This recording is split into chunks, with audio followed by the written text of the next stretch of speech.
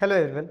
In this video, we are going to learn about Accounting Standard 7, that is construction contracts, that the big constructors, how they are working and how they are accounting for their revenue, their expenses, like if the people who are building buildings, dams and all those things, how this standard is applicable for them, for whom it is applicable, how they have to recognize the revenue, how much they have to recognize the revenue, and what are the different methods of that. Now, understand, we will learn from a story. Let's say we have a person A here.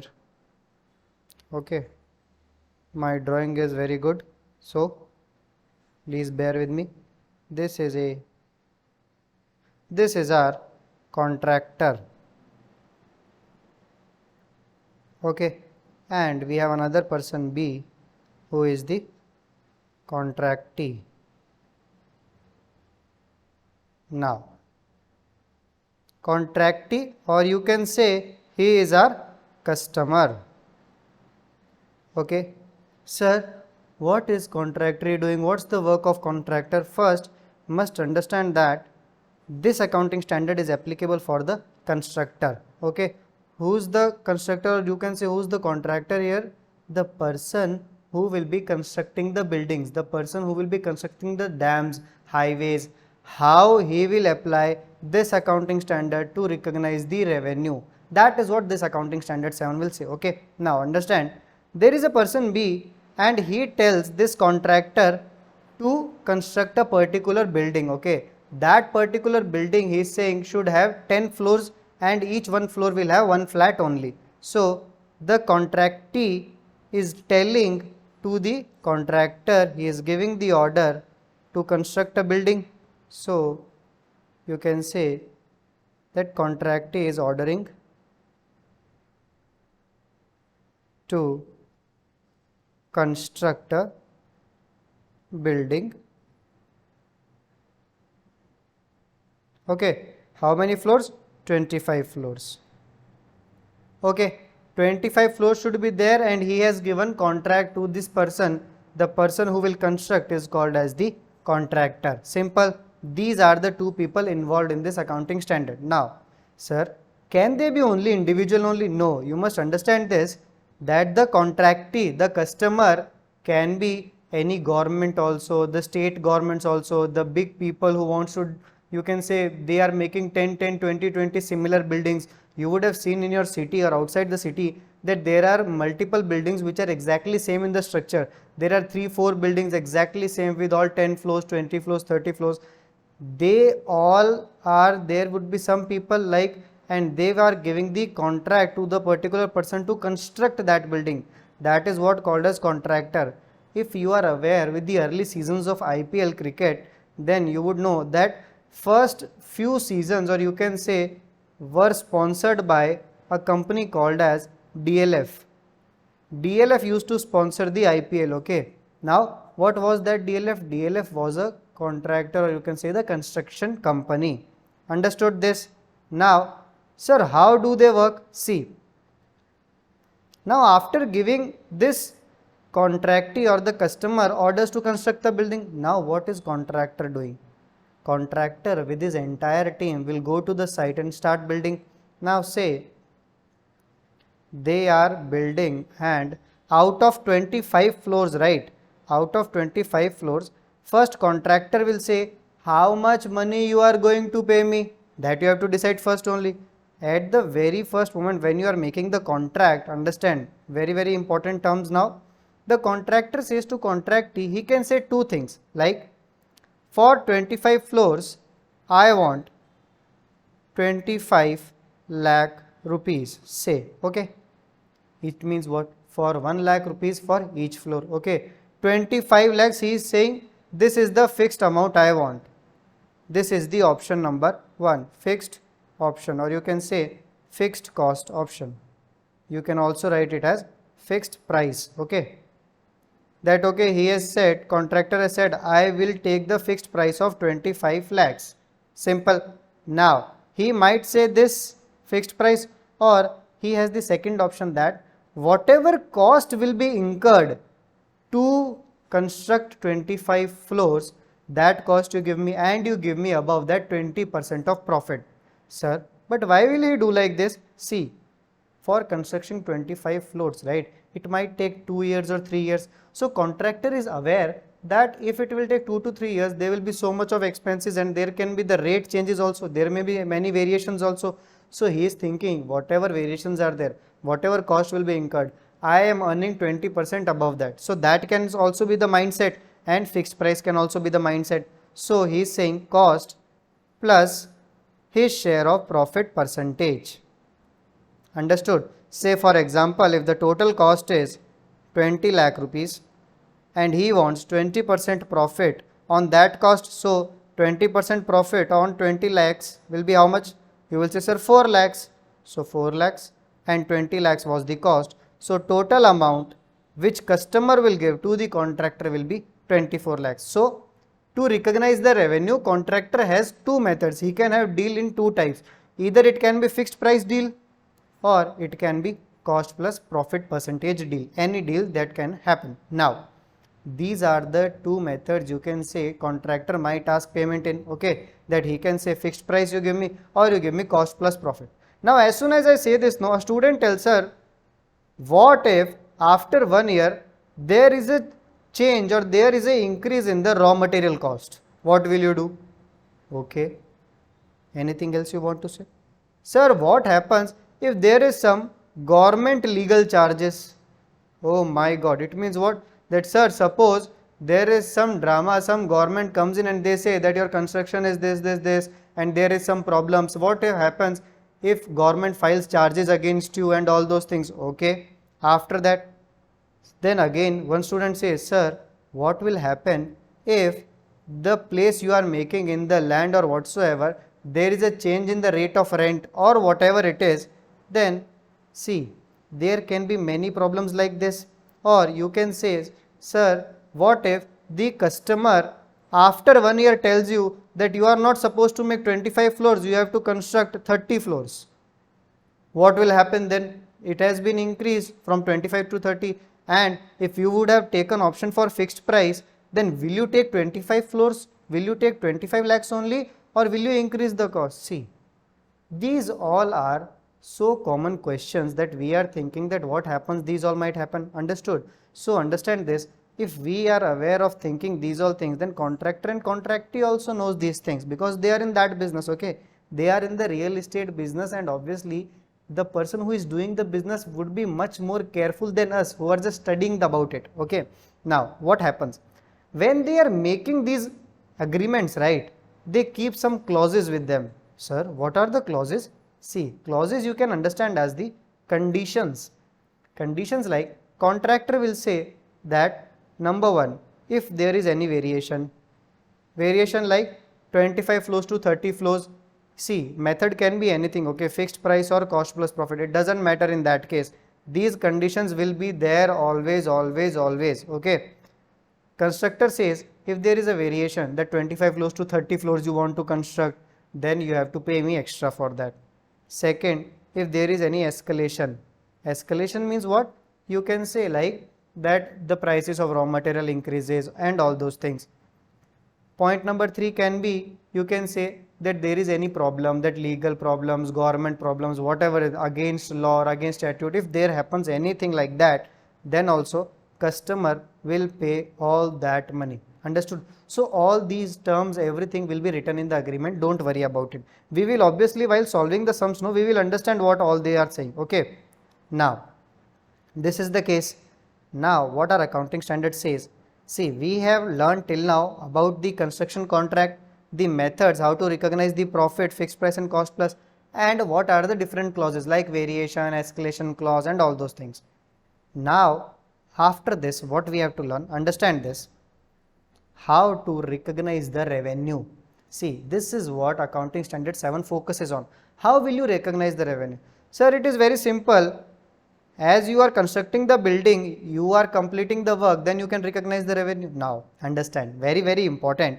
Suppose it takes us 3 years to construct a 25 floor building. Okay, What is the total expected cost for us?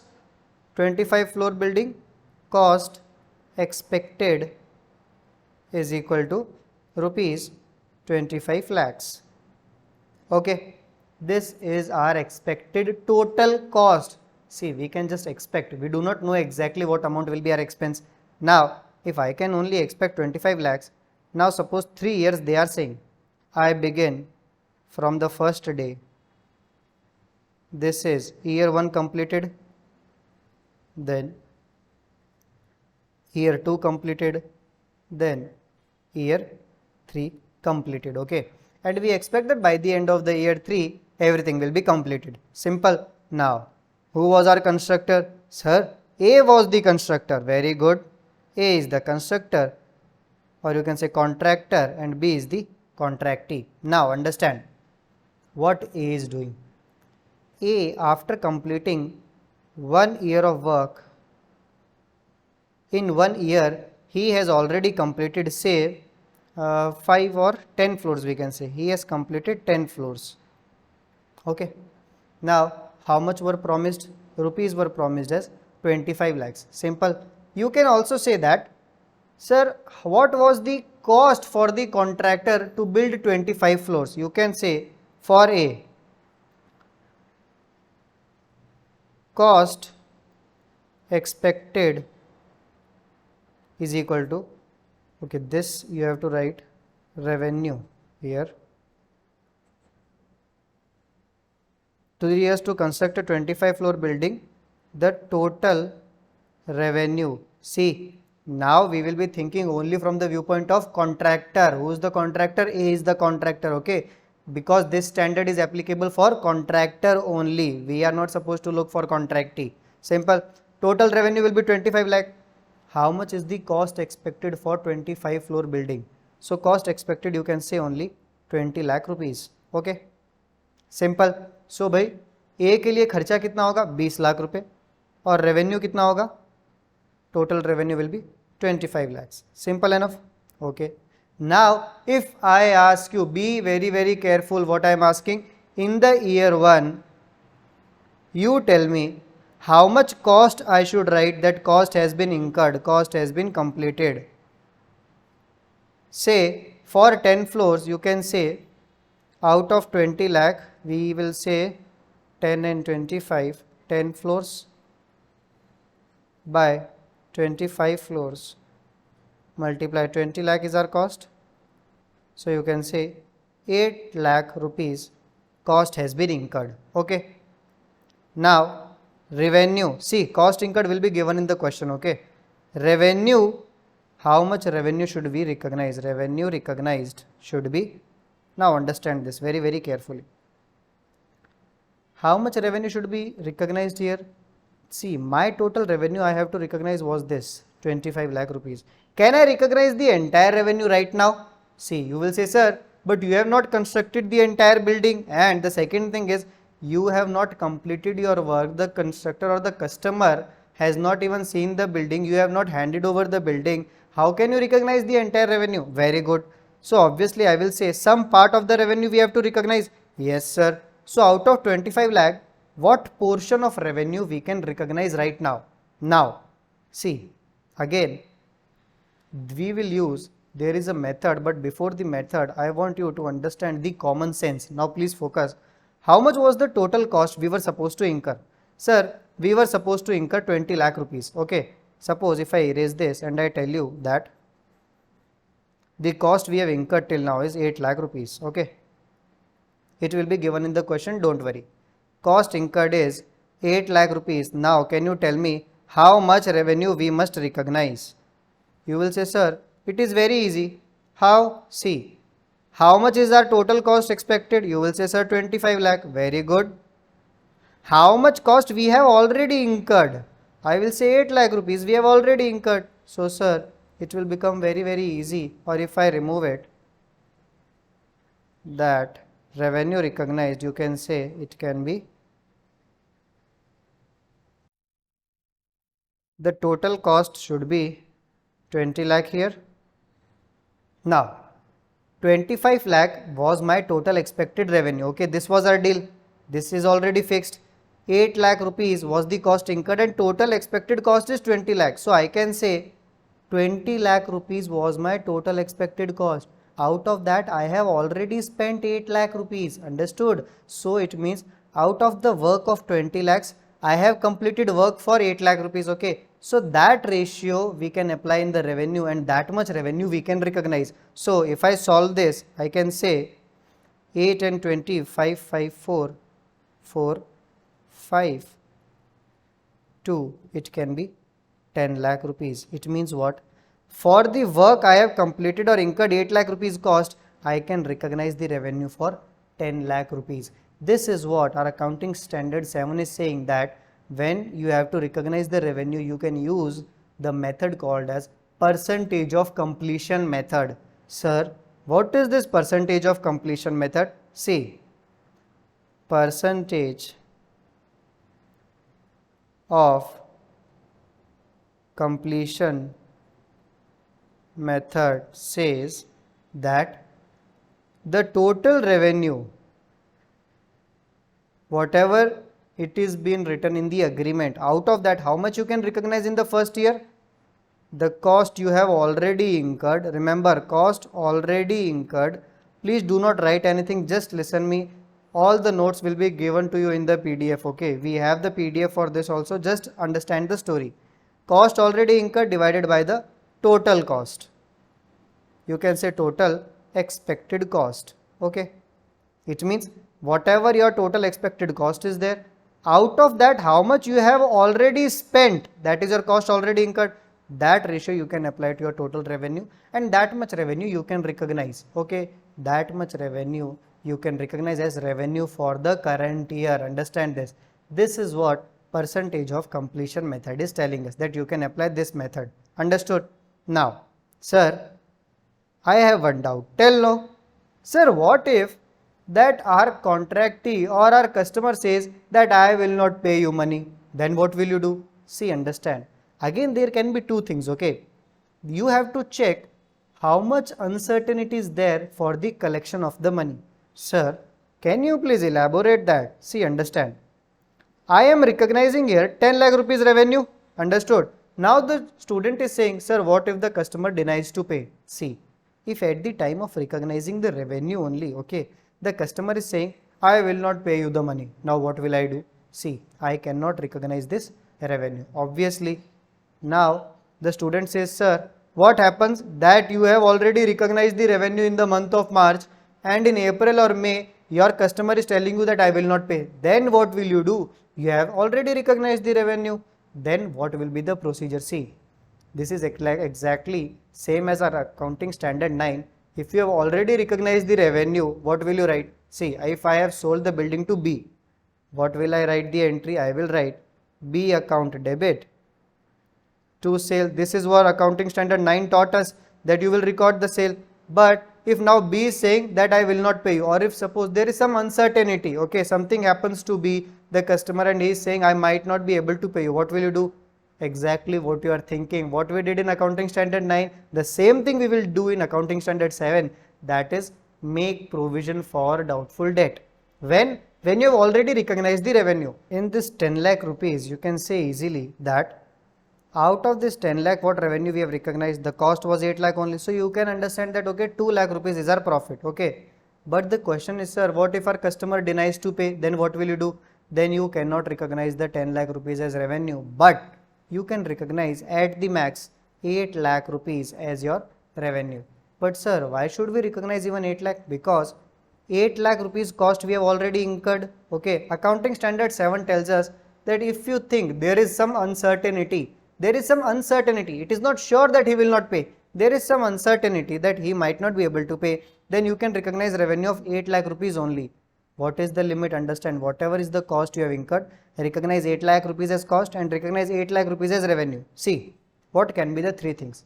First is there is no problem, there is no uncertainty. So, cost you will recognize 8 lakh, revenue you will recognize 10 lakh rupees. Simple. What is the second case? That after recognizing the revenue, he is saying that I may pay you or I may not pay you. So, you can recognize the cost. You have already recognized the revenue of 10 lakh. Now, if you get to know that he might not be able to pay us, then you will create provision for doubtful debts. Simple till now. Now, after this, what they are saying? See, please understand that suppose this is our year 1, okay. We have constructed 10 floors, okay. Now A tells B that please pay me 10 lakh rupees. It is fine only, you will say obviously he must pay 10 lakh rupees. No, because it was already written in the agreement. So A called B and asked him 10 lakh rupees. Now what B is saying? See, B is saying, see, I will come, I will check all the work of the 10 floors, then I will make you the payment. A said, okay, come and check. So B came, B is coming, and B came here, and this is our building, and B started moving around the building, okay. And he checked all the 10 floors. Seriously, he is checking all the 10 floors. See, obviously before making the payment, he will check. B is saying that in these 10 floors, you have constructed, everything is done, but still in the last 3 floors, right? In the last 3 floors, there is some work pending. You can say might be some paint has to be furnished, flooring has to be furnished, you have to put the tiles on that, and there is, you can say, some work is pending. So A tells yes, some work is pending that I will complete in the coming days, but A is saying that I want the payment today. So B is saying, see, I cannot make you the payment right now, entire 10 lakh rupees, because your work is pending. Now A is also thinking that B is saying correct only, that some work is pending, how will he give me the 10 lakh rupees? Okay, what B is saying, I will pay you right now 8 lakh rupees only.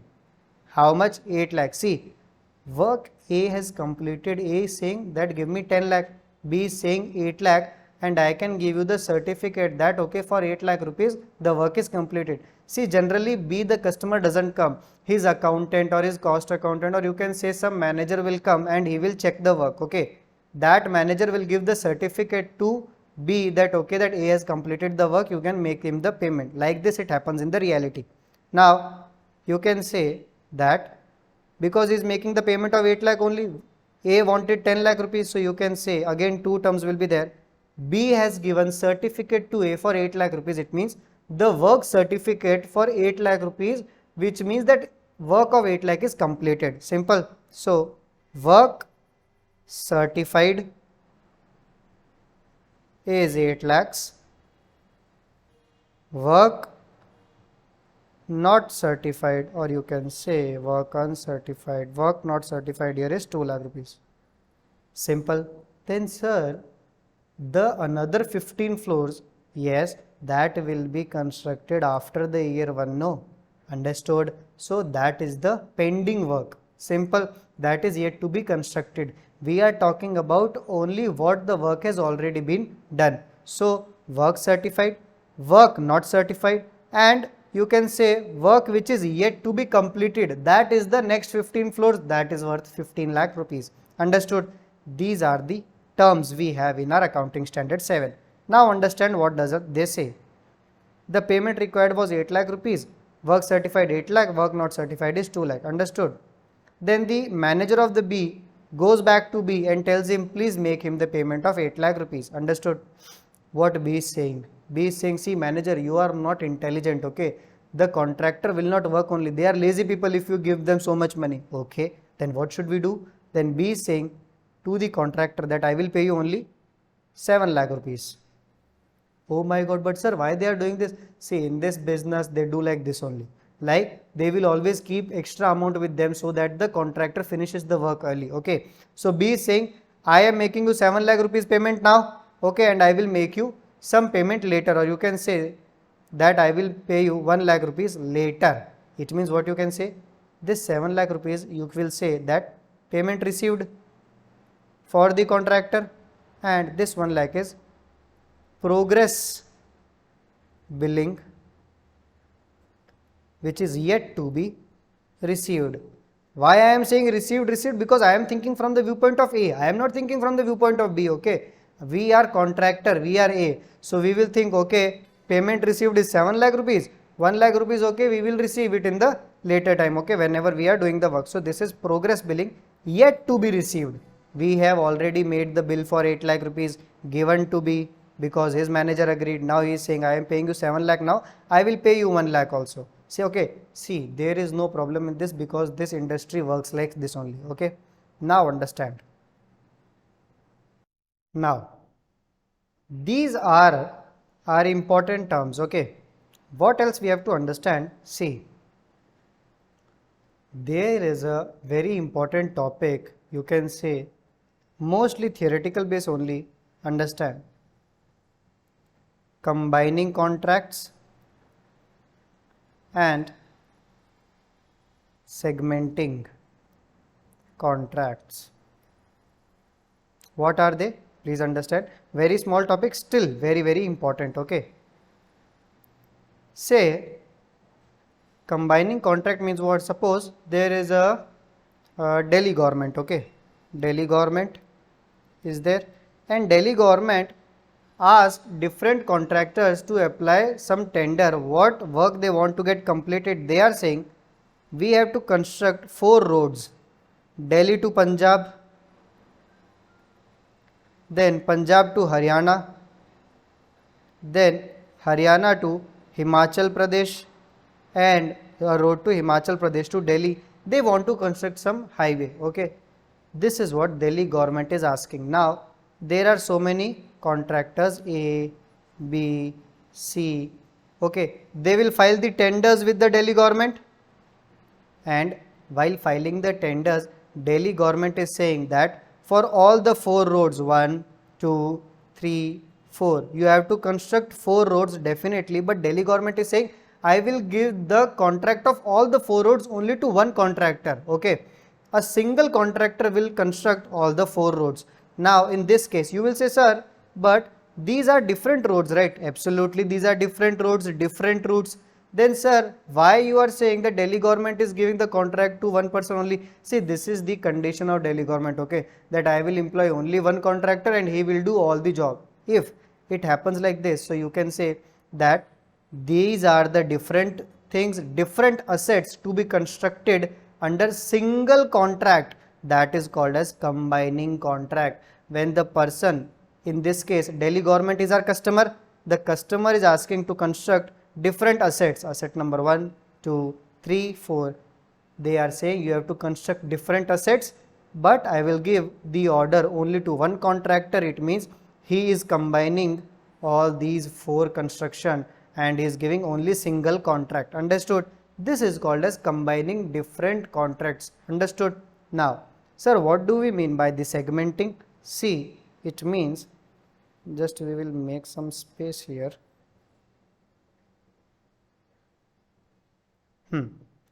Suppose there is again A is the contractor, B is our customer. B tells A that you have to construct a 10 floor building. Okay, 1, 2, 3, 4, 5, 6, 7, 8, 9, 10 like this. And he is saying that you have to construct 10 floors. Okay, then you have to construct only one building, but the 10 floors, or you can say you have to construct 10 flats. On each floor there is single flat. Now what they are asking, construct 10 flats, but all the flat there would be different designs. Okay, different, or you can say space is different, the balcony should be different, the kitchen should be different. Each and every flat has its own specifications. Understood?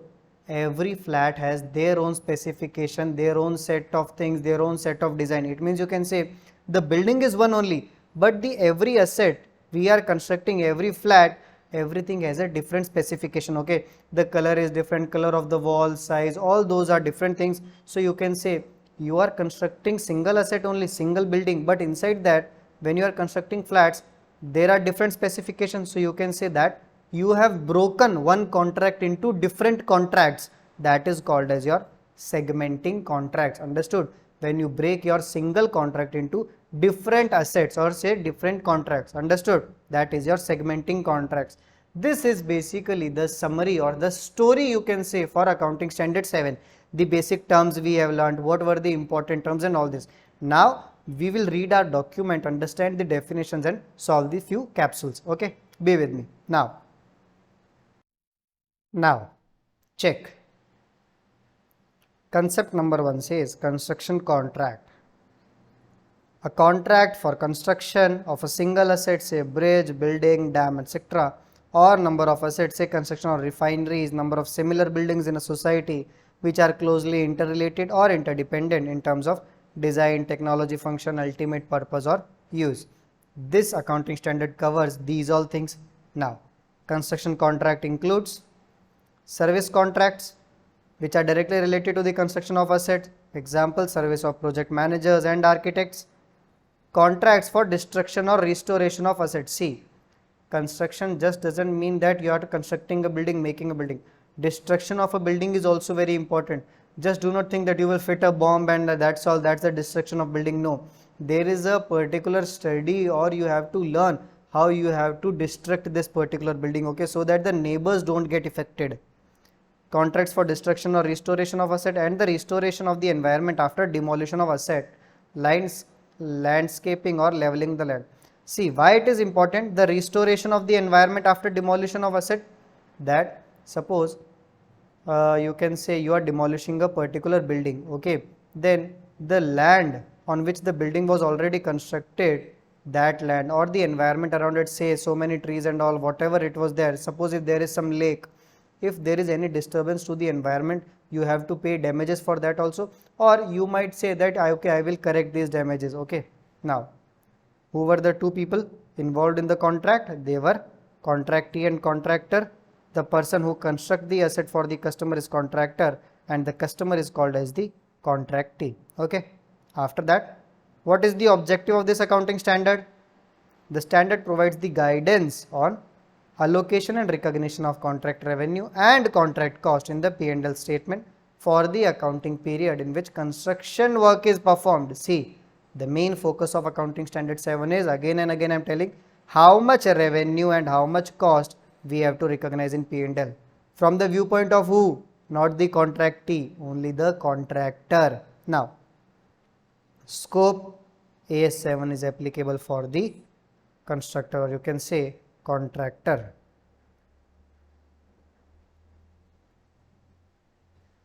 Contractor, understood? Now, what happens for the contractee? You can say, see, that for the contractee you tell me, if suppose there is some company who has given the contractor an order to make or construct 10 buildings, okay, so some company might order to make 10 buildings. You tell me, what will that company do of the 10 buildings? Suppose the company is some real estate company, okay. You also know that real estate company, what will they do of the building? They will again sell it or give it on rent. So, if they are selling that building again, you can say those buildings for them is their inventory because they have to sell it again. But suppose there is some individual like you and me and we are giving a particular contract to construct our house, okay. So, you can say that is fixed asset for us. So, it depends on who is the contractee and according to that we will do the accounting. If it is fixed asset for us, AS10 will be applicable. If it is inventory, then AS2 will be applicable. Understood? This is the case. Now, after that you can say, you can also say that if suppose the person or that company just want to keep that as investment, if they want to keep that building as investment, AS13 can be also applicable. Understood this? Because AS13 talks about accounting for investment. Now, concept number 4 is types of contract. What do they say? Fixed price and cost plus contract. Fixed price contract is a contract where the contractor agrees to a fixed contract price or a fixed rate per unit of output. See, whatever output they are giving means how many flats they are making, how many buildings they are constructing. According to that, they are saying give us the fixed price. Note, the fixed price can be changed when the escalation clause is mentioned. I have already told you, whatever variation are there, whatever escalation clauses are there, they must mention in that agreement and they will be added in your fixed price contract. Simple. Then, cost plus contract. A contract in which the contractor is reimbursed all allowable cost. It means जो भी खर्चे हुए, जो भी expenses हुए, customer will give all that expenses back to the contractor. and above that they will give him the profit also. That is why cost plus contract, all allowable cost plus agreed percentage of these cost or a fixed fee. Agreed percentage, why? Because they will agree, okay, we will give you 20% extra, 30% extra, that is the profit for the contractor. Simple. After that, concept number 5 says recognition of revenue and expenses. You have to recognize the revenue and cost depends upon reliability of estimation of outcome. It means what? That how much you can rely that your customer will make the payment. Understood? Now, can outcome be estimated reliably? Can you say that my customer will definitely pay me? If yes, your customer will definitely pay you, you think so, then you can recognize the revenue and cost based on percentage of completion method. Percentage of work performed, how will you calculate? The only percentage, how will you calculate? See, you can write here construction cost incurred till balance sheet date divided by total expected cost. This will give you the percentage. Then what will you do? You will multiply that percentage with your total revenue. Okay. Now, if the outcome cannot be estimated, then what will you do? Recognize revenue only to the extent of cost already incurred. How much cost you have incurred? The same amount you can recognize as revenue. Okay. Cost should not be deferred but should be recognized in P&L. In any case, whether you can receive the payment, you cannot receive the payment, whatever cost you have incurred, that you have to put in your P&L as expense. Understood? That is mandatory. Whether you are getting the payment or not, the cost you have already incurred, you will take it as expense in your profit and loss. Now, what do they say? If there is uncertainty in collection of the revenue, कि भाई भरोसा ही नहीं है हमको हमारे customer पे that we will get the revenue or not. When? At the time of recognizing the revenue. जब मैं balance sheet बना रहा हूँ, I am thinking that my debtor or the customer might not make me the payment. It should not be recognized in that year. साला revenue recognize ही मत करो. I don't want to recognize the revenue and postpone it till the date of clearance. Okay. But if there is uncertainty in collection of the revenue, अगर भाई पैसे ही नहीं मिलेंगे, कब पता चला? After the recognizing revenue, then create provision for doubtful debt. Understood? Now, there are 3 cases. Please understand. If yes, recognize the revenue. If no, do not recognize the revenue. Okay. But if you get to know that I might not receive the payment, then create provision for doubtful debt only when it happens after the recognition of revenue. अब मैंने revenue recognize तो कर लिया. I have already recognized the revenue in my profit and loss statement. After that, my customer is telling I will not pay you. Then provision for doubtful debt. Understood? After this, how we are supposed to calculate the contract revenue? Understand? Initial amount, whatever we have agreed upon as per the contract, that amount. Add variations in the contract which was instructed by the customer, that when we got the contract for constructing 25 floors, then he is saying that construct 30 floors. After that, suppose he also says that create an underground also for parking. So these are the variations you might have to add it. But sir, you have written add or less. See, it can be add or less. Why? Because say he says after 25 floors, suppose the next year he says, okay, you construct only 23 floors or you construct only 18 floors, then the cost will be reduced. Escalation clause means if the prices increase of the raw material or any escalation, okay, that is the price increase or decrease. Claim amount, charged to customer to delay the payment. Like we have already told the customer to make me the payment of 8 lakhs or 10 lakh, whatever it is. But customer doesn't pay, say for 3 months, 4 months, 6 months, then we will charge him some interest also. That is the claim amount. Incentive receipts receivable by the contractor if specified performance standards are met or exceeded. Incentives are, suppose your customer is very happy that he gave you the contract to complete it within 3 years. You have completed the contract within 2 years. Then he might give you some incentive, some extra amount. Okay. Then add penalties due to delays caused by the contractor. If suppose contractor has caused, it can be add or less anything. If there are some penalties, okay. If penalties due to delays which is caused by the contractor, if instead of 3 years we are taking 5 years to construct, okay, then this penalty is you have to remove. So you will be reduce that penalty. But if it is delayed by the contractee, then you will add that. Understood? It depends who is doing the mistake. Okay. Now,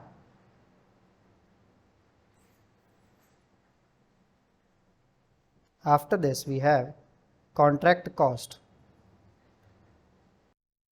See, all cost incurred from date of securing the contract, भाई जब से contract लिया till final completion of the contract, जब तक contract complete हुआ, जितने भी cost लगे, जितने भी expenses लगे, वो सब आपके contract cost कहलाते हैं. It includes what and it excludes what, that we are going to discuss now.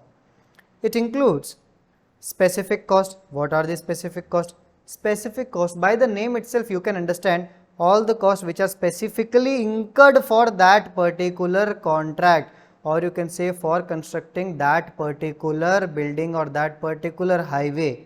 For example, cost of material which is used in that construction, that you will include. Labor cost, supervision cost.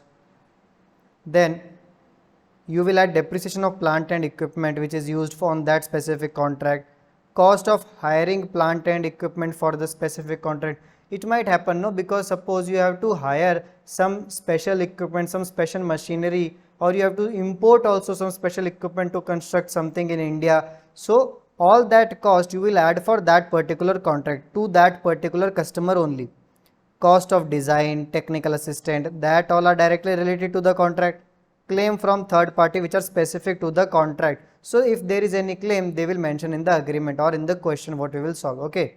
Now, incidental income from the specific contract should be reduced from the contract cost. Now, what does it mean? See, it's very simple. It means like the incidental income is, you can say that any surplus materials, if suppose you have that, okay, suppose you are left with, when you are constructing a building, suppose you are left with some 20 kgs of raw material, say cement or whatsoever. So what will you do? You will sell that again. If you are selling that again, then you will get some money. That is your incidental income, that whatever surplus raw material has been left. So if you are selling that, you will obviously get some money. That is your incidental income. From that specific contract, when you are earning any income, you will reduce it from your contract cost. Understood? Now, I will just erase it. Attributable and allocable cost to contract. Now, which all cost you will allocate to the contract? See, these are common cost incurred by the contractor for all contracts. See, suppose we have a company, say X Limited. This is a contract. Oh, sorry, this is the contractor. Now, if suppose we have to construct some asset, that is say building, okay, then we have a contract to construct a dam, then we have a contract to construct say a highway. These are different contract, different customers. Okay, they are saying there are few common costs which are incurred by the contractor for all the contracts and are allocated between different contracts in a systematic and rational method consistently. It must be based on normal level of construction activity. See, what are those expenses which are common, which are incurred by X Limited, that you have to bifurcate in building, dam and highway? What are those? Say insurance premium paid for all the contracts in hand. Okay, suppose X Limited is taking some insurance. Okay, so whatever insurance premium they are paying, they will bifurcate in these three contract. Okay, suppose premium paid is say 30,000. Okay, and say all these three, whatever contract we have are of equal level only, equal cost, equal work, then what will they say? 10,000 we have paid for building insurance, 10,000 for dam and 10,000 for highway. Like that, cost of design and technical assistant, construction overhead expense such as supervisor salary. Say there is some supervisor from X Limited, say name is A. Okay, now X Limited hired A to supervise the work of building, dam and highway. So what will A do? In morning A will check the work of building, in afternoon A is checking the work of dam, then in evening A is checking the work of highway. So A is doing all the three works. So X Limited will say, if I am paying 3 lakh rupees salary to A, then I will charge 1 lakh from building customer, 1 lakh I will charge from dam, 1 lakh I will charge from highway. Understood? Like this, they will bifurcate their cost. After that, Borrowing cost subject to AS 16. See, borrowing cost is nothing but the interest expenses. We will talk about it in AS 16, okay, in borrowing cost. Now, borrowing cost also you can bifurcate, okay. It depends that how much amount you are using in building and in dam and in highway. According to that, you will charge the interest expense. Then, other costs which are chargeable as per the agreement. देखो, अगर agreement में mentioned है that you can write this cost as your contract cost, only then you will add in your contract cost. Which are those costs? General admin cost and research and development cost, only if mentioned in the contract. Sir, what will happen if it is not mentioned in the contract? That is what we will talk about here, okay. If it is mentioned in the contract and all the costs which are as per the agreement, then you can charge it to your specific contract. What are the costs which are never allocated? That are selling cost. See, suppose construction company RX Limited has put banners all around the city to sell their flat, sell their building, okay. Then those selling cost, marketing cost, you cannot allocate it to your any of the construction, any of your contract. Research and development cost if not mentioned in the contract. Depreciation of idle plant, भाई कोई plant and machinery है जो हमने use ही नहीं की, we have not used it, so that depreciation you cannot charge it to your contract. But suppose you have used it, then I have already discussed it. See, it is already mentioned here, depreciation of plant used on the specific contract. If it is not used, then you cannot charge that to your any contract. After this, the next thing we learnt is concept number 8, combining and segmenting.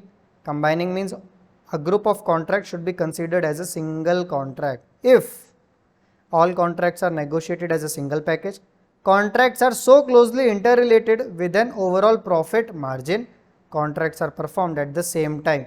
भाई एक साथ ही करना होगा. जैसे हम लोग ने example लिया था to construct a road, so obviously you have to construct a road simultaneously from Delhi to Punjab, Punjab to Haryana, then Haryana to Himachal, then Himachal to Delhi again. Understood? Single package means you know that Delhi government put the condition that I will give the contract only to single contractor, that is single package. Closely integrated with the overall profit margin means when the contractor will file the tender, he will file single cost, or you can say he will add his profit and then he will charge single amount as the revenue. Understood? After this, the next we have is segmenting contracts. What does it say? A construction of single asset should be treated as multiple assets. जैसे हमने example लिया था, to construct a single building but with different flats. So multiple assets will be the different flats, but single asset is your building in that multiple flats with different design and all those things. When can you say that it is segmenting contract? You can say it if separate proposal has been submitted for each asset or each flat. Each asset is subject to separate negotiation and parties can accept or reject any contract. Cost and revenue of each asset can be identified separately. It is very important. देखो 10 flat बनाने के लिए बोल दिया, different design है, ठीक है, different parties है, बट अगर मैं बोल सकता हूँ that I will charge different revenue, obviously I will charge different revenue for each flat because everything is different. If it is identified separately, you can say it is the segmenting contract. Okay. Now, when the entity expects a loss, then the expected loss should be recognized as an expense immediately. अगर company को लगता है कि भाई घाटा हो सकता है, हमें नुकसान हो सकता है, तो you can recognize it as your expense immediately. You will understand this when we will be solving sums. Okay. After this, the last concept we have is disclosure. As per accounting standard 7, it says following information must be disclosed. What you have to disclose? The amount of revenue, cost and profit. Method used to determine the contract revenue, fixed or cost plus. Methods used to determine the percentage of completion. Amount of advances received. Amount of retention money with the contractee, because obviously contractee will obviously retain some money. मतलब अगर हम लोग को contractee से 10 lakh rupees लेने हैं and contractee is saying I will give you only 8 lakh, it means contractee retains 2 lakh rupees with him because he knows that the contractor will not work. Okay, so 10 lakh रुपए नहीं दूंगा, 8 लाख रुपए दूंगा. He is retaining some money. Gross amount due from customers for contract work should be presented as an asset. भाई जो रुपए लेने हैं according to contractor, contractor is suppose to receive extra 2 lakh rupees, so he will write 2 lakh as due from customer. So for us it is asset.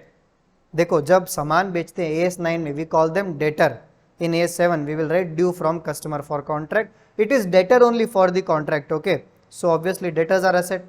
Gross amount due to customers, it means what? Suppose customer has already paid me 25 lakh rupees. Okay, but in the third year he is saying construct only 22 flats as per our example. It means for 22 flats I should have charged him only 22 lakhs. ठीक है, but he has already given me 25 lakh. Now I am supposed to return him how much? 3 lakh rupees. That 3 lakh is gross amount due to customers. Understood? After this we will solve sums capsules to understand how we will be solving the sums, practical sums, and how we have to write the answer for theoretical questions. Check. This is the help for numericals. I have given here all the formulas. We will discuss them when we will reach the numerical questions. Okay. Question number 1 we have here. Bharat Company Limited is engaged in the business of developing mass scale housing projects, including development of small commercial complex. Okay. The flats, commercial spaces are booked by the public and are allowed by way of allotment letter to each allotee. Very good. Then major construction activity pertaining to building are undertaken after allotment is over. After completing the construction, possession of flat is given to allotee by executing legal document. By document वगैरह बना के flat दे देंगे. The CEO of the B Company Limited says that AS7 is not applicable to the company. Do you agree with it? See, understand this. Bharat Company Limited, what they are doing? See, they will say that suppose we have this particular land. Okay, they are inviting so many people. What they are saying that on this land we are going to construct some complex. Okay, so many floors, parking space, and all those things. If customers come and they say that okay, one floor I will take, one floor I will take, and like this, they will first sell the space. After that, what will Bharat Company do? They will hire some contractor and they will tell that contractor that you have to construct the building or complex like that.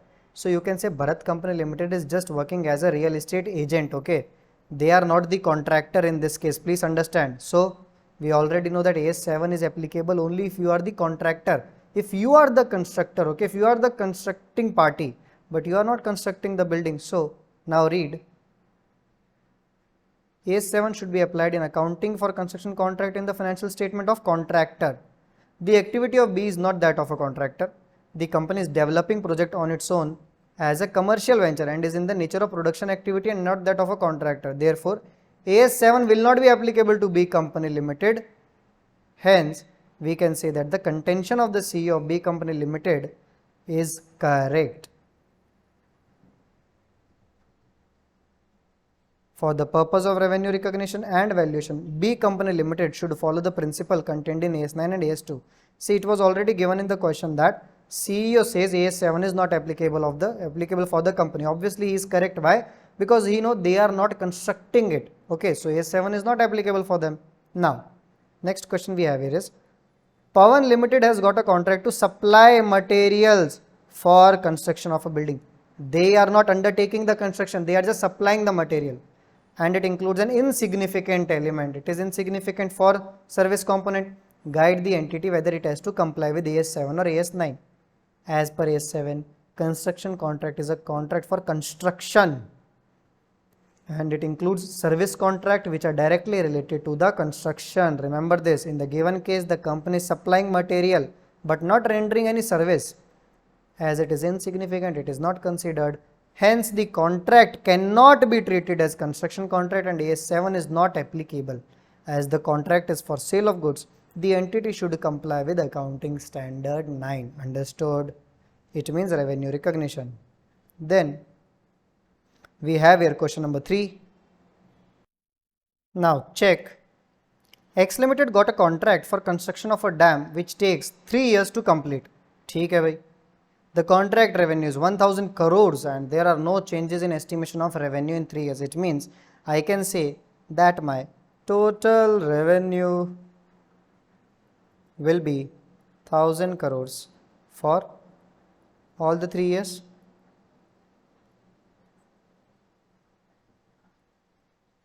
1000 crores. Okay. The total estimated cost is 2800 as of year 1, which is revised to 7820 at the end of year 2 and 3. Okay, there is little mistake. It is not 2800, it is 800 and 820 at the end of 2 and 3. Okay, so I can write here that cost, or you can say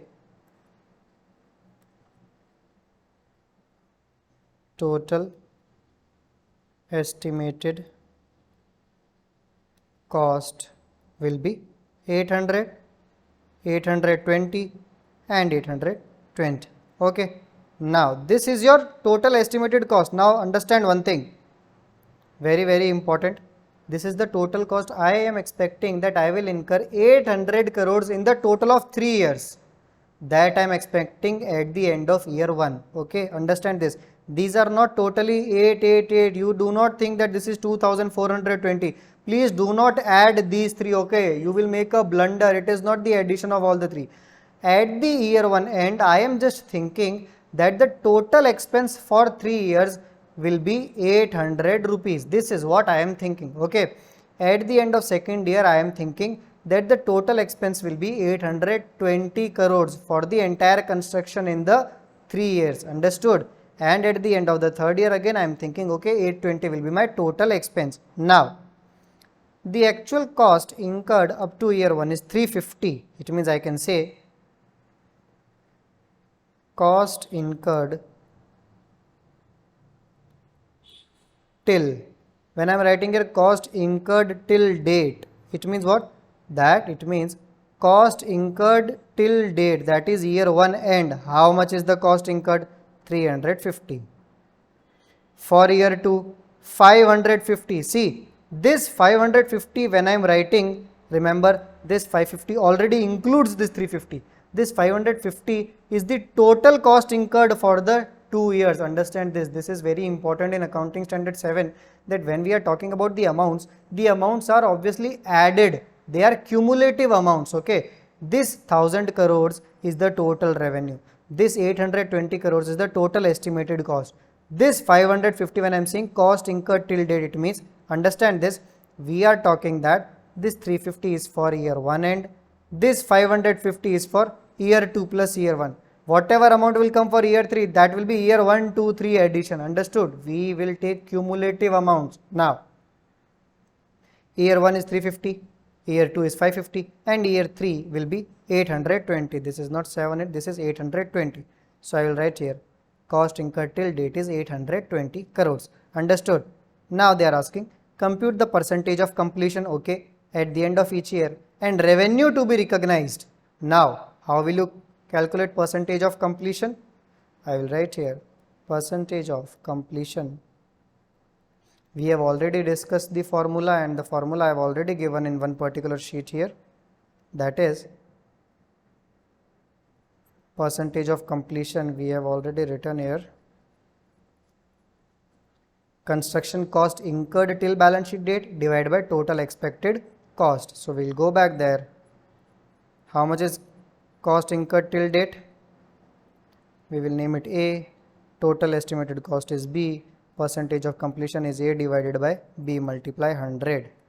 So you can say here 350 by 800 into 100, then 550 by 820 into 100, then 820 divided by 820 multiply 100. If you can apply, this is the highest level of common sense, that obviously percentage of completion in the year 3 end will be obviously 100%, no, because that was our promise, that was our contract, that by the year end 3 we have to complete the construction. So complete the construction means what? Percentage of completion will be obviously 100%, no. So this is 100%.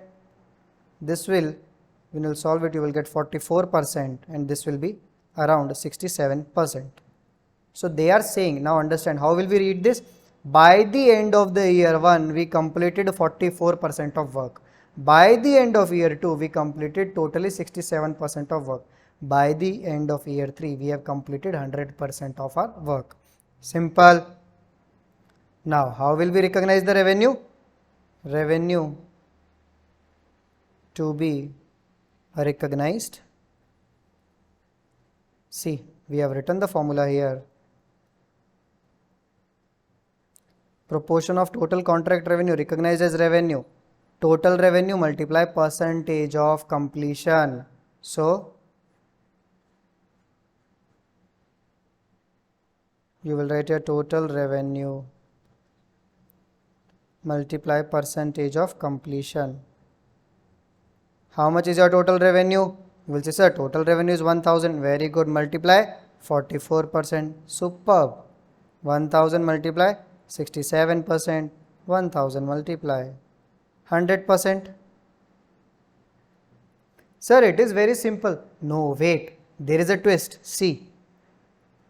1000 multiply 44% is how much? Sir, it is 440. It means what? That we will recognize the revenue of how much? 440 crore rupees in year 1. In year 1, and when we are preparing profit and loss statement, we will write 440 crore is my revenue. Now be very, very careful. In second year, they are saying 67%, it means 670 crores. But this 670 crore is the total revenue of first and second year. Understood? It means what? That in this year we will not recognize total 670 crore rupees as revenue. We will remove the year 1 of 440 crores.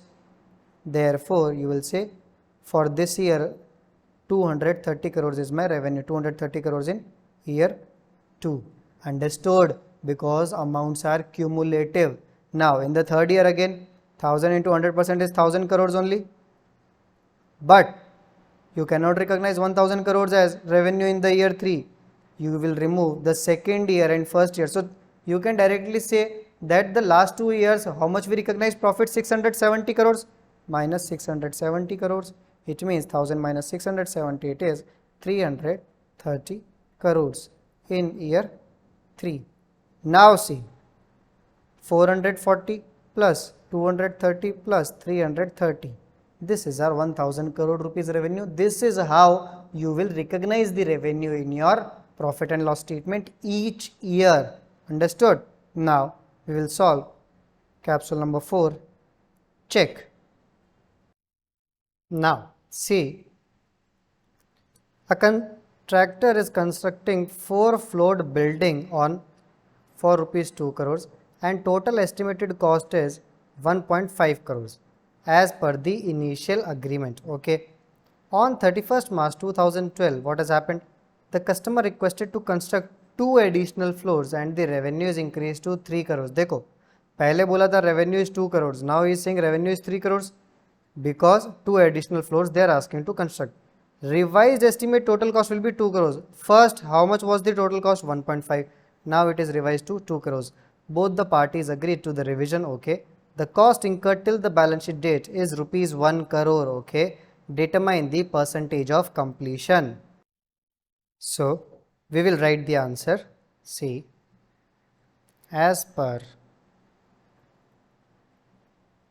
AS7, you can pause the video also and you can read the question again also.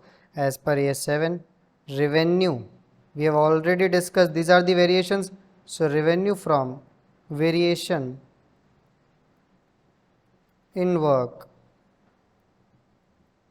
can be considered as revenue, considered as contract revenue when a customer approval and receipt of revenue कि भाई पैसे मिल जाएंगे, receipt of revenue is probable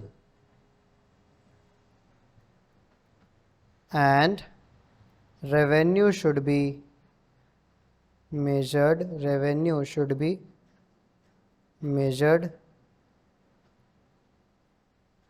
reliably. ठीक है, these are the two conditions. Now in this given case, in the given case, you can say, if you want to see the question, keep it like this. In the given case, both the conditions are satisfied. Both conditions are satisfied. Hence, the additional revenue must be included, can be included in contract revenue. Okay, so you can write that based on the revised amounts, on 31st March 2012, based on the revised amounts as on 31st March 2012, see, the cost incurred till balance sheet date is 1 crore, so this will be cost incurred by total expected cost. We have to focus on the revised, okay? So, to avoid the confusion, the revised cost is estimated total cost will be 2 crores and we have incurred 1 crore. So, I can write here cost incurred is 1 crore and revised is 2 crore. Therefore, it is 50%. Simple. This is our percentage of completion. Understood? Now, you can say that therefore, contractor should recognize 50% of the total revenue as revenue for current year ending on 31st March 2012. So, revenue is equal to 50% of how much is our total revenue? That is 3 crores. Therefore, rupees 1.5 crore is my revenue. Okay. Cost will be how much cost incurred? 1 crore. Therefore, how much profit will you recognize? 0.5 crores. Or you can also say 50 lakh rupees. Simple enough. Now, moving further. Question number 5. Check. What does it say? A contractor got a contract to construct a building. Okay. As per the agreement, the customer should give a clean site for the construction. ठीक है भाई जमीन पूरी साफ करके देनी होगी तभी कंस्ट्रक्शन होगा. However, the site was not clean and contractor incurred 20,000 rupees to clean it and he is claiming the same from the customer. भाई अगर मैंने सफाई करवाई है तो मुझके पैसे दो. The customer refused the claim as the work performed was not up to his satisfaction and specification. Even though the contractor wants to recognize the claim as revenue, is he correct as per accounting standard 7? C. As per accounting standard 7, a claim is an amount that the contractor seeks to collect from the customer as reimbursement for cost which is not included in the contract price and it can be recognized as contract revenue when. See, देखो अगर बात ऐसे समझे, contractor ने customer को कहा था कि तुम मुझे क्लीन साइट देना, ठीक है, तो मैं कंस्ट्रक्शन करूंगा. कस्टमर ने क्लीन साइट नहीं दी तो कॉन्ट्रैक्टर ने 20,000 रुपीज स्पेंड किए और साइट को क्लीन करवा लिया. ठीक है भाई. अब कॉन्ट्रैक्टर बोल रहा है कस्टमर को कि भाई give me my 20,000 rupees. Customer is saying I will not give. So can contractor recognise that as revenue according to AS 7 और not? That is our question. So you can recognise the revenue when negotiation reach the advance stage and the receipt is probable. But भाई हमारा customer तो बोल रहा है पैसे ही नहीं दूंगा. It means your receipt is not probable. Second is revenue can be measured reliably. Obviously we can measure 20,000 rupees, we have already measured, but the problem is receipt is not probable. वो customer देने के लिए मना कर रहा है. In the given case, the customer is refusing the claim and it doesn't satisfy the above condition, hence it should not be included in the contract revenue. देखो है वो हमारा revenue, but you cannot recognize it. It should be our contract revenue, but we cannot recognize it because the receipt is not probable. Customer बोल रहा है I will not pay, then how will you recognize? You cannot recognize. Okay. Then after this, let's meet Mr. Damodar. Damodar Limited accepted a bridge construction contract for 100 crore as on 1st January 2012. The company doesn't have experience in construction of bridges as of 31st March 2012. It means it has been 3 months. the contract cost incurred are 3 crores. As this kind of contract is first time for the company and it is an early stage, it is not able to estimate total cost, okay? And outcome of the company determine how much amount of revenue should be recognized by the company the year ending on 31st March 2012. How much should be the revenue recognized? We know you have to find percentage of completion C.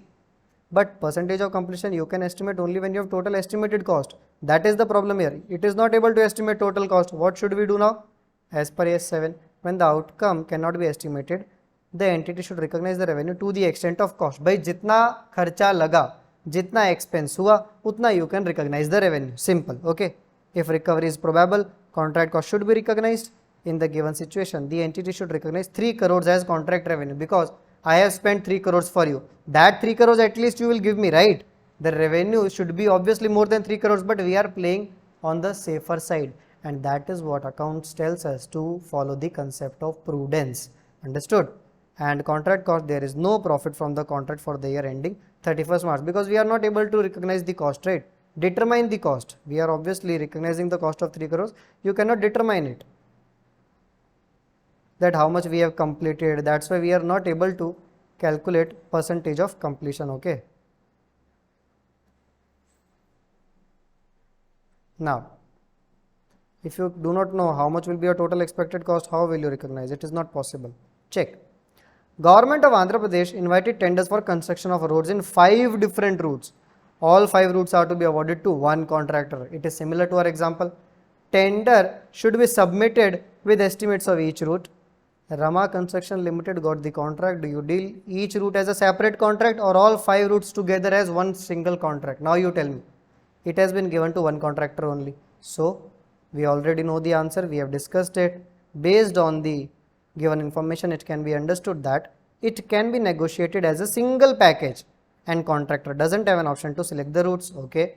So, the company should select the entire contract based on overall profit margin. Hence, it is appropriate to treat all 5 routes as single construction contract. This is your combining contract. Okay, we have already discussed it in the story.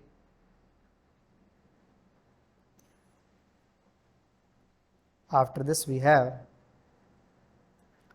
capsule number 8, Bhargav. Check. Mr. Bhargav is a construction contractor undertaking a construction of villas. Okay, he undertook a contract to construct 25 villas from a real estate company. ठीक है, real estate company is the customer. They have given Mr. Bhargav an order to construct the 25 villas. Each villa is different in its specification, hence has separate proposal for each unit, okay, and subject to separate negotiation. He was able to identify the cost and revenue attributable to each unit. It means each 25 villas. Should he treat each unit as a separate contract? Obviously yes, because different negotiations are there and different specifications are there, so they are different contract. As per S7, each asset should be treated as a separate contract where separate proposal have been submitted. Cost and revenue can be identified and subject to separate negotiation. So you can say this is the case of segmenting contracts.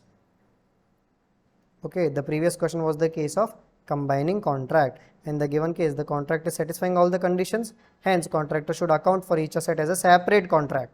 Even though all the contracts are from the same company, it doesn't matter. He should determine the percentage of completion for each asset. Okay, separately you have to recognize the revenue.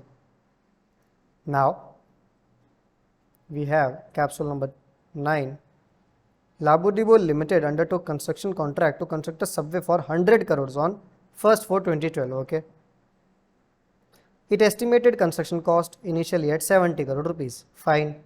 Contract was estimated to be completed in 3 years. Okay, however, when starting the work, it was found that there were rocks underground at construction site and cost shall increase by 36 crores. Okay, cost shall increase by 36 crores. So the total cost will be how much? 106 crores. The company wants to provide for expected loss of 2 crore rupees. Why expected loss is 2 crore? See, estimated revenue was 100 crore. Now the total cost is 106 crores. Okay. Company is saying I am expecting a loss of 2 crores. Now you tell me my revenue is 100 crores. My total cost is 106 crore. How much will I have lost? You will say, sir, very simple, 6 crores. Then see, look at this nonsense company. They want to provide for expected loss of 2 crores. If you have to provide for expected loss, you have to provide for entire 6 crores, not 2 crores. Okay, you are not giving some discount to accountancy here. See, is the treatment correct? Absolutely not. The treatment is not correct. Now, if work has not yet started, but by technical survey it was known on 25th December that there was rock underneath at construction site and company did not want to provide for any loss of 76 crore. Sorry, it will be 6 crores. Loss is only 6 crore for the year ending. Considering that when project work would start, the losses shall be provided for. C. You have to provide for loss, okay? It doesn't matter whatever is the condition, okay? Check. First is, no, the stand of the company is not correct as per S7. When it is probable that total cost will exceed total revenue, the expected loss should be recognized. भाई loss तो recognize करना होगा as an expense immediately. Therefore, total expected loss of rupees 6 crores should be provided for the year end 31st March. ठीक है, 6 करोड़ का loss book करो. Second point क्या बोल रहा है? If the work has not yet started, should we consider that the loss should be provided for or not? See.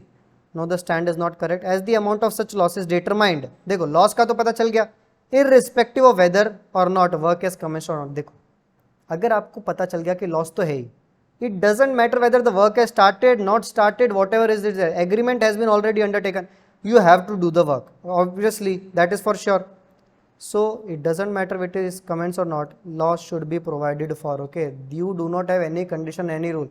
If you know that there will be loss, recognize the loss as expense immediately. Please remember this point, it is very, very important.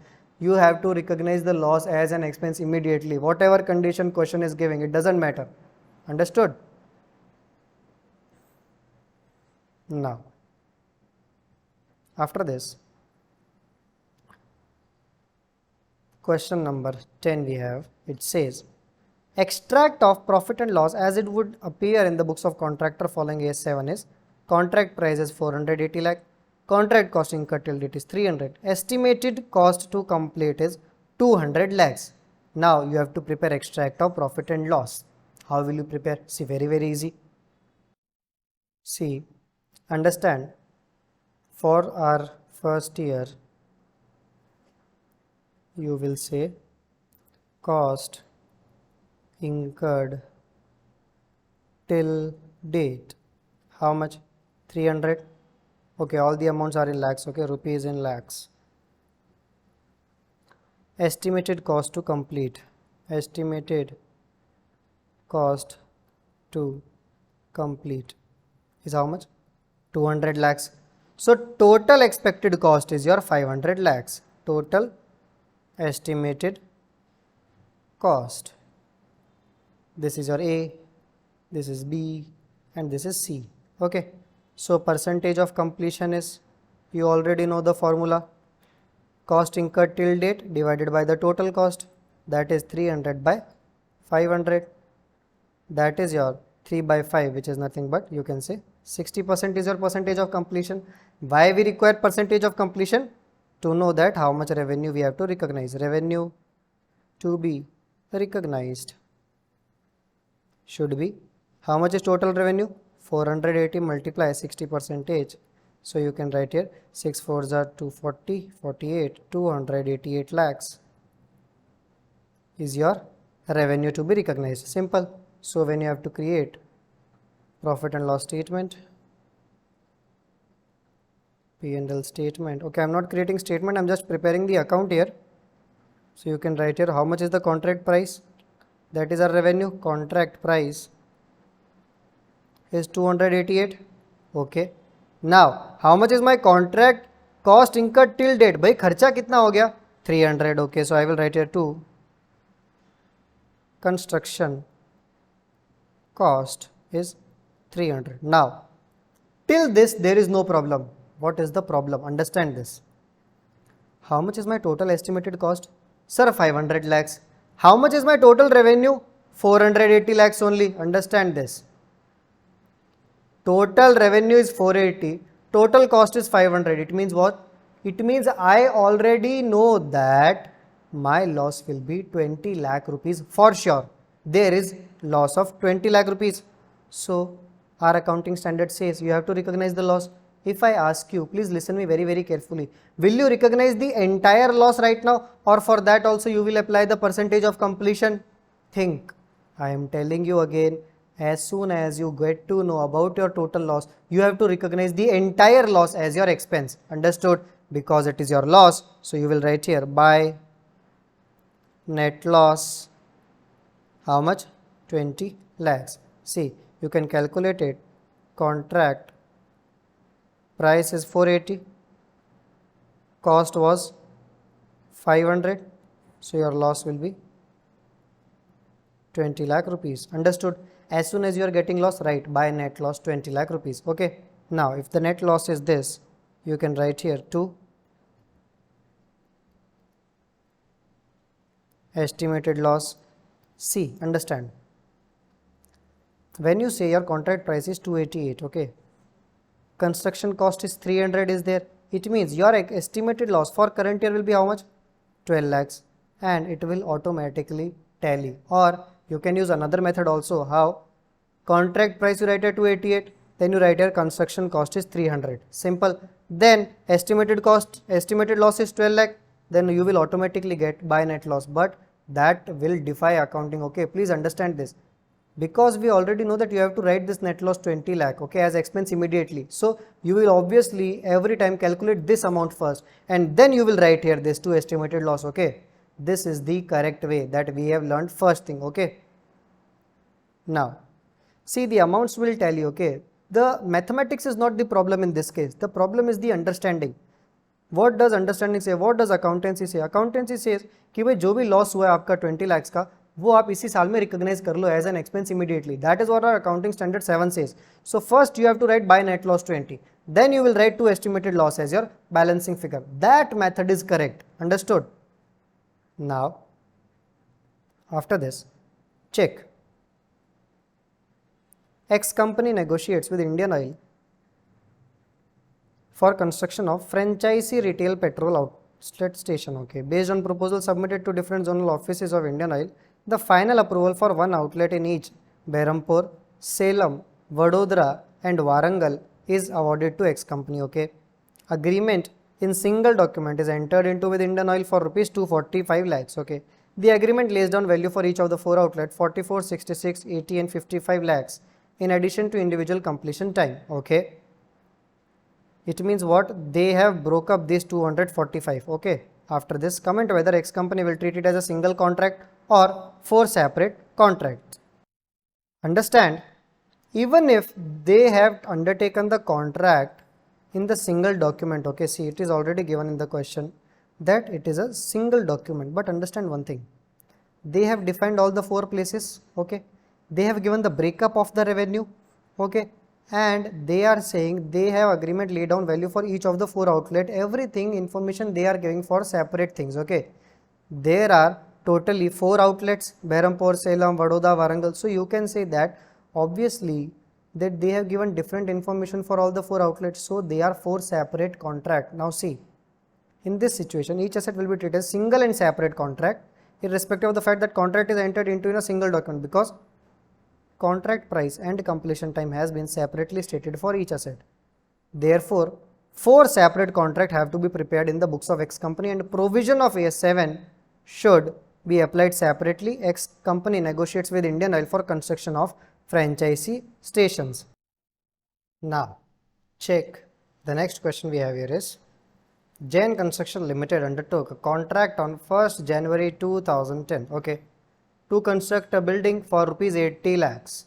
So 80 lakh is your revenue. The company found on 31st March 2010 that it had already spent rupees 58.50 lakhs on the construction. It means what? It means cost incurred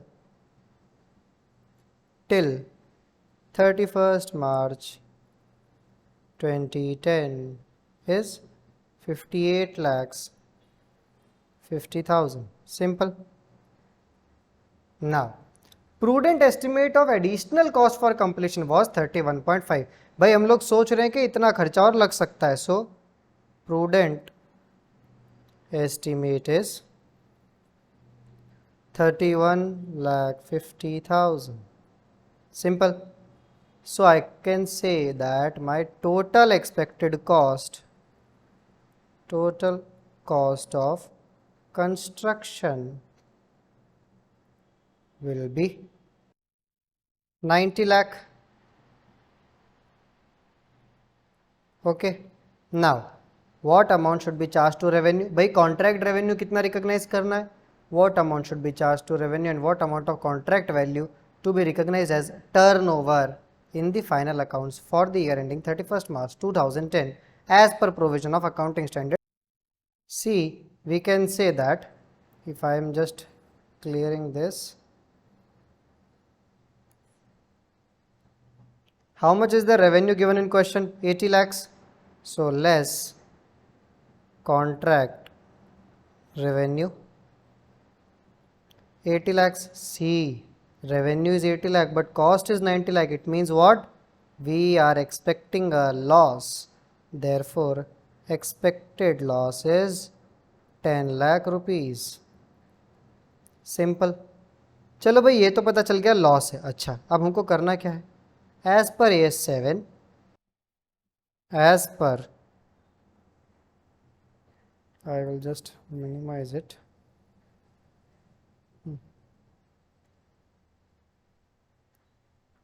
As per accounting standard 7, when it is probable that the total contract cost exceeds revenue, because in our case total contract cost obviously is exceeding the revenue, the expected loss should be recognized as expense immediately. Okay, so you can say, now we will find all the information. Percentage of completion is how much?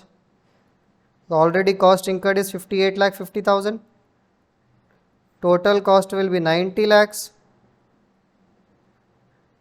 Multiply 100, that will give you around 65%.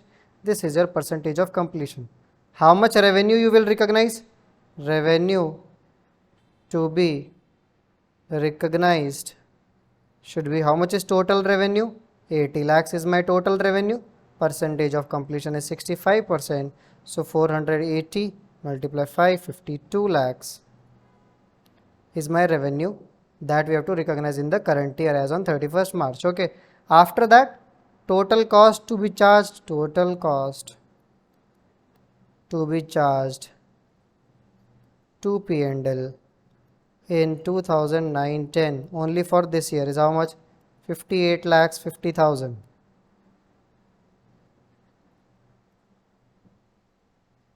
50,000 because this is our cost incurred. So you can say,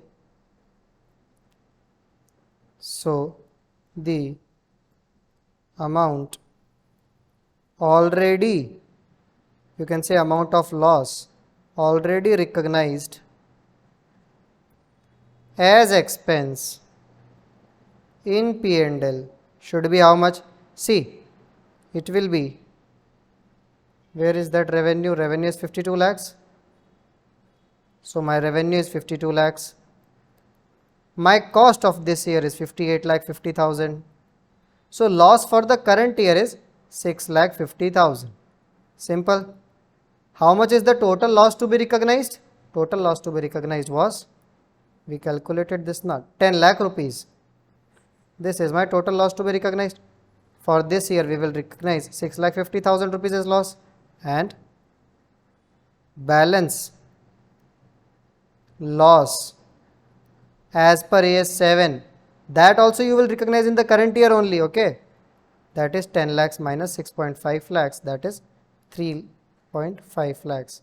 If you want to prepare the P&L account, you can write here, by contract price 52 lakhs, by net loss 10 lakhs, then to contract cost, how much was the cost? 52 lakhs, sorry 58.5 lakhs, and to estimated loss is almost 6.5 lakhs. This is how you can create this. Okay. You can just write it total loss. Just don't get confused, okay? Now, after this, we have the next question. It says, ABC constructs dams, use the data and find the following. Okay, now what you have to find? Calculation of profit or loss for the year ending 31st March 2012. How will you calculate the profit? You will say, sir, very easy. Whatever is our contract revenue minus contract cost, that will give you the profit or loss. That is what we have already discussed in our numerical, the formula sheet. See, what is the first thing? Total estimated cost less total contract revenue. This will give you total expected profit or loss to be recognized as expense. If the figure comes in negative, then obviously loss. If it is positive, see, you can write it ulta also. Total revenue minus total cost. Okay, that is not important. So we will write here. It would be better if you take the printout so that it will become very easy while solving the sum. Okay. So total contract price is how much? 2400. And how much is your total cost of the construction? Check. You can say that your total cost will include 1250, the work which is certified, then work which is pending certification is 250. After that, estimated further cost of completion. These three are your cost, total cost. So you can write here that total estimated cost is 1250 plus 250 plus 1750. That will give you 3250 less total contract price, that is nothing but our revenue. How much? 2400. Arey bhai, 3250 is your cost. Your revenue is only 2400. Obviously, you will have total loss, or you can say foreseeable loss. How much? 6 into 850 lakhs. Understood? The amounts are just given. It is not rupees and lakhs. So I am also ignoring. You can write here 850 lakhs or 850. After this is your total foreseeable loss. Okay. After this, what are they asking? Contract work in progress as on 31st March 2012. So you can write here, it is nothing but work certified. I am not going again and again to that sheet of numericals. Please take the printout, work certified and work not certified. So it will be work certified is 1250 and not certified is 250. This will give you 1500. This is your contract work in progress. After that,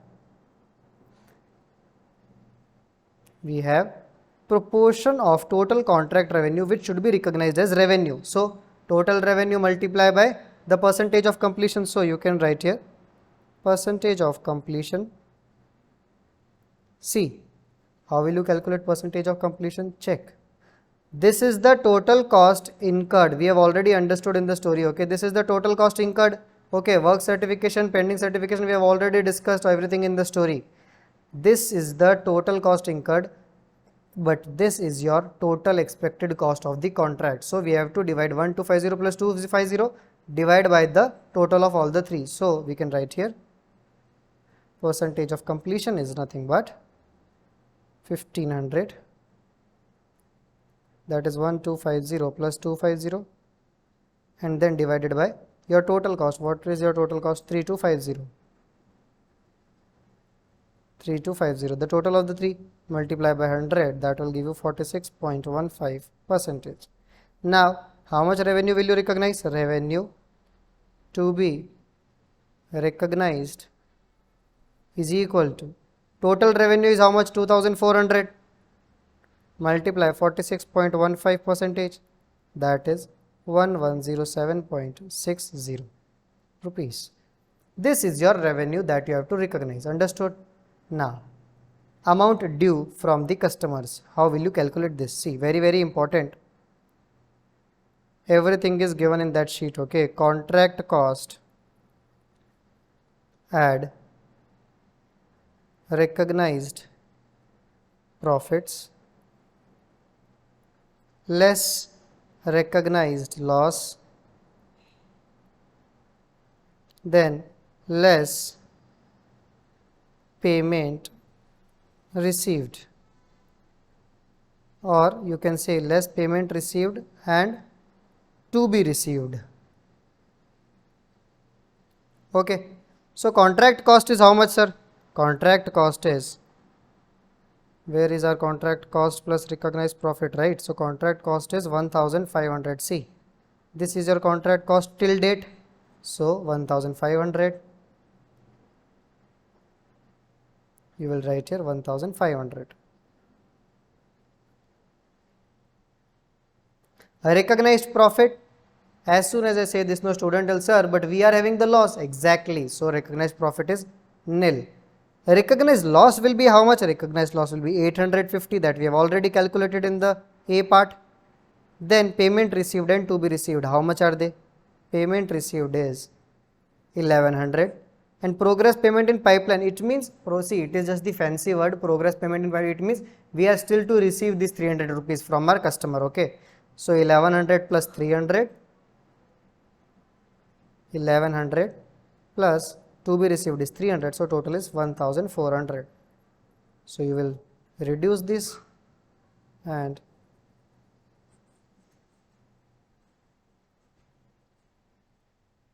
after this the total will be 750 crores. Because see, in the question it was in crores only, but I forgot to mention, I guess, the crores word, rupees in crores. Okay, rupees 750. This is your, understand what question is saying, amount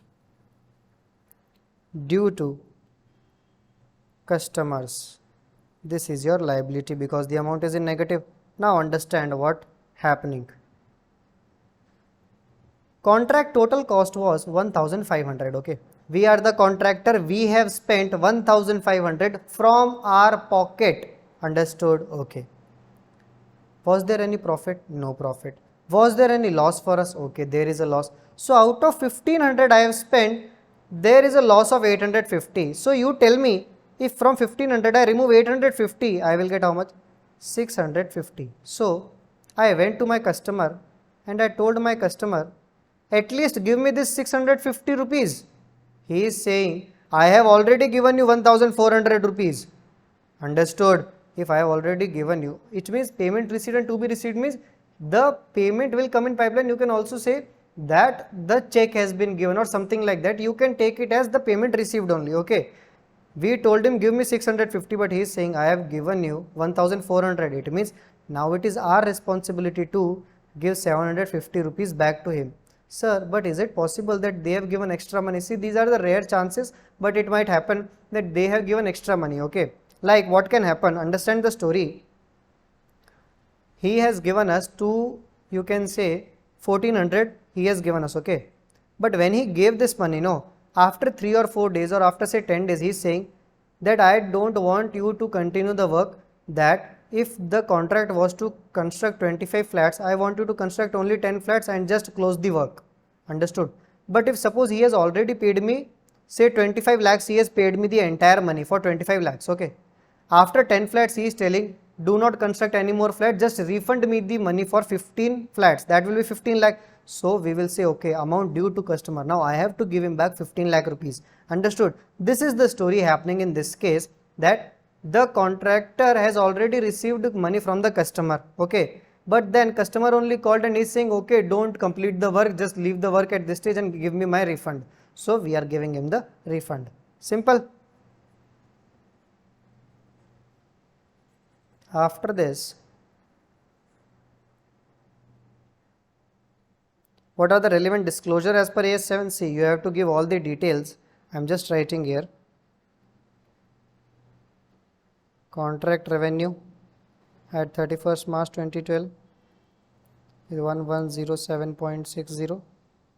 Then contract expense till 31st March 2012 is 1500. Then recognized loss. See, this format is also given. Okay. Recognized loss is 850. Do not put any brackets and all in this, okay, because we are just giving the information. We are not calculating anything. Progress billings is 1100 plus 300, that is 1400. Then retention. Retention means we have already given them the bill, but he has not made us the payment. That is this 300 only, okay. Retention and gross amount due to customers. How much gross amount is due to customers? 750. Simple enough. This is your relevant disclosure. No need to give total, okay. I have just drawn this. No need to give the total. After this, we have question number 14. Check. ICAI Limited signed on 1st April 2016 a construction contract for 1 crore 50 lakh. Following particulars are extracted in respect of contract for the period ending 31st March 17. Okay, it is 1 year. Material issued, labor charges paid, higher charges of plant, other contract cost, out of material issued, material lying unused at the end of the period is 4 lakh. Acha, itna material to unused pada hai. When it is unused, it is means it is not used in the construction. Then labor charges of 2 lakh are still outstanding. It means what? We are supposed to pay, it is our liability. It is estimated that by spending further 33,50,000, the work can be completed in all respect. It means this is the cost we have to still undertake. Okay. You are required to compute profit and loss to be taken to P&L account and additional provision for foreseeable loss. Check. Now I have to move the screen. See, I am telling you again and again, please take the printout. Okay. It won't be easy to just look the question and write the answer for you. Okay. See, we can prepare a table here. Cost of construction. The first thing we will calculate about material issued. I hope you have the printout. Material issued will be 75 lakhs.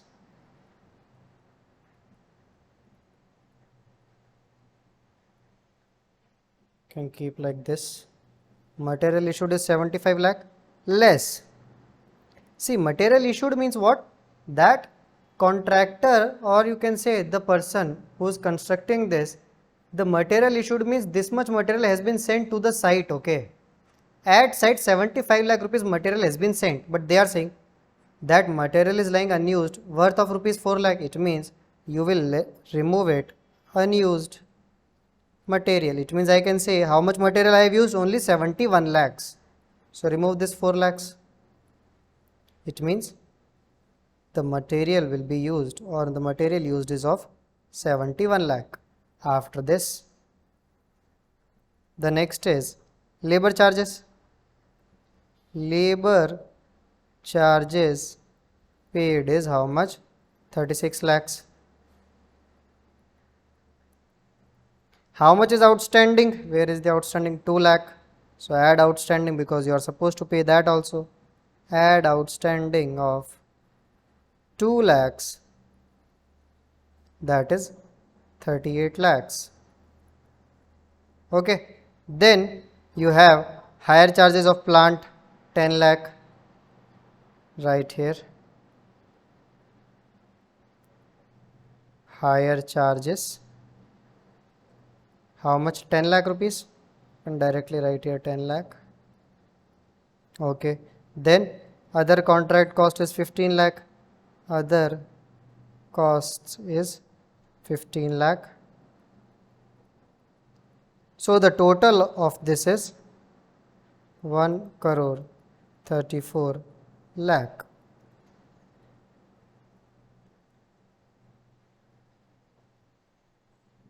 This is your total cost incurred up to 31st March 2017. Okay. Then how much is the estimated cost? 33,50,000. So add estimated future cost 33,50,000. This will give you 167,50,000. It means 1 crore 67,50,000. Okay. After this, tell me, if I now ask you, see, we have to calculate what? foreseeable loss. So cost is there, revenue is there. Can you tell me the percentage of completion, please? See, percentage of completion. How much is cost already incurred? Cost already incurred is 1 crore 34 lakh. Divided by total cost is 1 crore 67 lakh 50,000. Multiply 100, that will fetch you 80%. Understood? How much is the revenue? Revenue will be given in the question, 1 crore 50 lakhs. So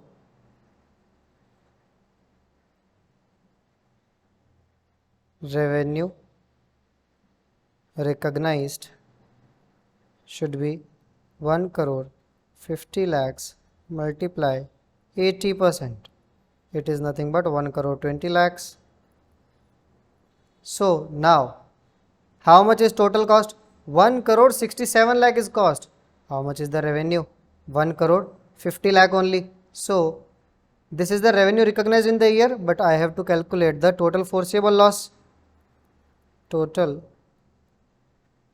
foreseeable loss. Now remember, what mistake student do here is that they will remove this revenue from this cost. Remember, this is the total cost, but this is not your total revenue. This is the revenue for this particular year. Total revenue is this 1 crore 50 lakhs. Okay, so total foreseeable loss will be 1 crore 67 lakh 50,000 is my cost minus the revenue of 1 crore 50 lakh. So my loss is 17 lakh 50,000. Simple. After this, you can say loss for current year is 1 crore 34 lakh is my cost of current year. See, cost of current year is this.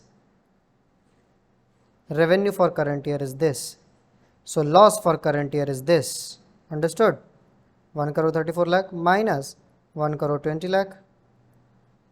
That is 14 lakh rupees. Simple. This is the loss which has already happened. How much is loss to be provided for? Loss to be provided for.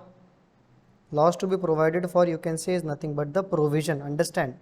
We are bifurcating loss in two parts to be recognized in the current year only. Say, suppose this is our current year. Total loss we have is, where was the loss we have just recognized? 17 lakh 50,000. This is our total foreseeable loss. So this you have to recognize in the current year only. 17 lakh 50,000 loss. Okay. How will you recognize the loss? Out of 17 lakh 50,000, 14 lakh is your loss. So you will write it as loss only. The remaining 3 lakh 50,000 is also your loss, but that you will be writing as the provision for loss. Understood? This is what they are asking. Loss for the current year is, how will you calculate loss for current year? Current year revenue. Current year revenue, current year cost, current year loss. Loss to be provided for is the total loss minus loss of current year. That is loss to be provided for. Okay. So loss to be provided for should be is equal to total loss minus loss for current year. So total loss is 17 lakh 50,000 minus loss for current year is 14 lakh. That will give you 3 lakh 50,000. That is your loss to be provided for. Simple enough. Now we'll do the next question. Mercedes Action Construction Company Limited. This is the last question and a very lengthy one. So please focus. So many details are there. Mercedes Action Construction Company, or I'll recommend you, when you've taken already the printout, please solve it with me. Okay. Now, undertook a fixed price construction contract to construct a building within 3 years time for 10,000 lakhs. A summary, 10,000 lakh is our revenue. A summary of the financial data during the construction period is as follows. Initial amount for revenue agreed in the contract is 10,000, 10,000, 10,000. Okay. Variation in revenue 0, 500 and 1,000. Fair enough. Then contract cost incurred up to the reporting days, this. These are cumulative, remember this. Estimated profit is 1950, 2,200, 2,500. The variation in cost and revenue in year 2 and 3 has been approved by the customer. Okay. Determine the stage of completion of contract. Stage of completion of contract. It is percentage of completion and amount of revenue, expense and profit or loss to be recognized in the statement of profit and loss for the 3 years. Okay, sir. So, first thing what will we do? See, we have to calculate for 3 years. So first, for all the 3 years, they are asking us revenue, profit, expense, all those things. Before everything, you will always calculate percentage of completion for all the 3 years. Okay, because without that, nothing is possible. So, I'm writing here working note number 1, that is your calculation of percentage of completion. How much it is? See, how many years are there? Year 1, year 2. When I am writing year 1, year 2, year 3, it means it is the end of year 1, year 2, year 3. Then revenue after variations. I just want to ask one more thing here. We already know how to calculate percentage of completion. How? Cost incurred till date divided by the total cost. They have given here cost incurred till date. Where is the total cost? When you read the entire question, they never mentioned this much is the total cost. Then how will you recognize that it is the total cost? See, that is the important part here. Understand how it is working. Revenue after variation, it is given 10,000. Next year variation was 500. So I can write here 10,500. Next year variation was 1,000. Now tell me, will I add 1,000 in 10,500? No is the answer. You cannot add it. This is cumulative. You will always add the variation in the basic amount only. Okay. So you will write here 11,000. Please focus it. They are the cumulative amounts. Now I want to know the total cost because my denominator will be total cost for percentage of completion. How will I get it? I will remove profit from the revenue. See, revenue is given less estimated profits. How much are the estimated profits? 1950, 2000 and 2500. So we will just shift it here.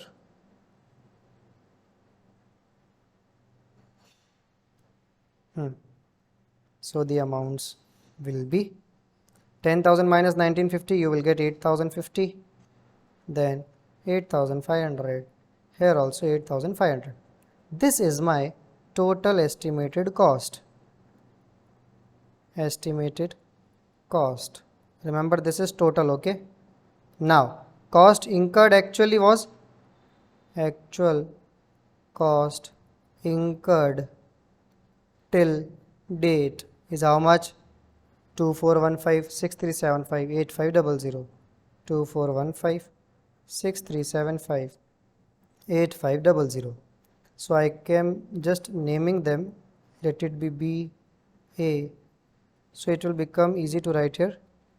Degree of, or you can say percentage of completion.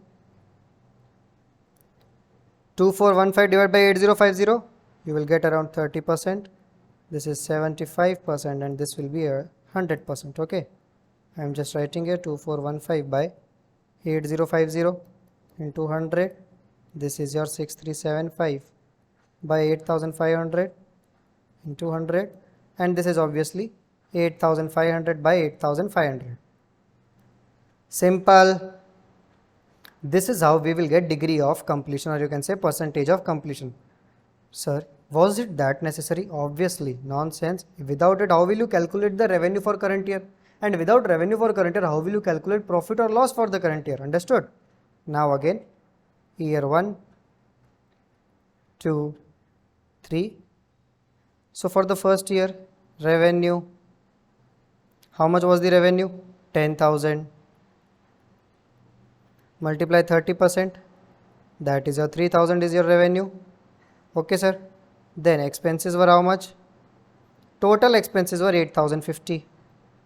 30% of that will give you 2415. It is already given obviously, so you can say for the year 1, or you can just write it, this is your year 1 up to the reporting date. Okay, then we will write recognized in previous year, but this is year 1 only, so no revenue was recognized last year, no expense last year. Then you can write here recognized in current year. So for year 1 it will be exactly same 3000, 2415, 585 is your profit in the current year. 585 is your profit of the current year. Now year number 2, year end 2, okay. Revenue, how much? 10,500 multiply 75%, that is 7875. Then expenses are 6375. This is cumulative amount. See, this up to the reporting date. What does it mean? कि भाई जब से काम शुरू हुआ from the date of starting till today, it means this is the cumulative. Out of cumulative, if I remove the recognized amount of the previous year, then whatever amount I will get will be the current year's profit or current year's loss. So 7875 minus 6375 will be 1500. It means they are saying for year 1 and year 2, for year 1 and year 2, my profit is 1500. Okay. If profit is 1500 for the total, how much is already recognized in the previous year? You will say, sir, revenue already recognized is 3000, cost already recognized is 2415. So look here, remove this and you will get the amount here 4875, cost will be 3960. That will give you, the amount was 585 in the last year, so you will write here 915. This is your recognized in the current year. Understood? This is how we have to calculate. Now, this is your recognized in the previous year. This was the total. Again, you can say this amount has come here. Again, this amount will come this side. So, for year 3, you can write revenue. Obviously, in the year 3, you will not apply percentage because everything is getting over. Okay, revenue, expenses. Revenue is 11,000. Expenses are 8,500. So, your profit is 2,500. This will come here. So, minus 7875 minus 6375, then minus 1500. You will get 3125, 2125 and 1000. So, when the question asks us that tell me the profit of first year 585 crores, tell me the profit of second year 915 crores, tell me the profit of third year 1000 crores. Understood? If question asks you what was the profit of first 2 years, 1500 crores. Understood? Because this is the column of up to the reporting date. See, you can also say, sir, this 585 plus 915 is our profit of the first 2 years. Exactly, that is what written here, 1500. Understood? See, the main thing to understand is that how much profit, how much revenue to recognize. For that, you must know the percentage of completion. After that, those theoretical questions, that combining, segmenting, when to recognize the revenue, whether you are the contractor or you are just the real estate agent, whether you are in the business of constructing or you are just working as agent, just buying and selling like trading. Okay. So all these things becomes very, very important because the questions focus on whether accounting standard is applicable or not. And if they are asking the numerical, they will focus on how to recognize the profit and loss up to the recording, up to the reporting date or recognize in the current year, like this.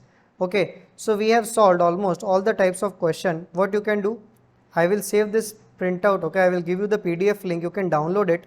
Now this was our entire accounting standard 7, that is our construction contract, and in the next video we will see about the accounting standard 10. Okay, thank you so much.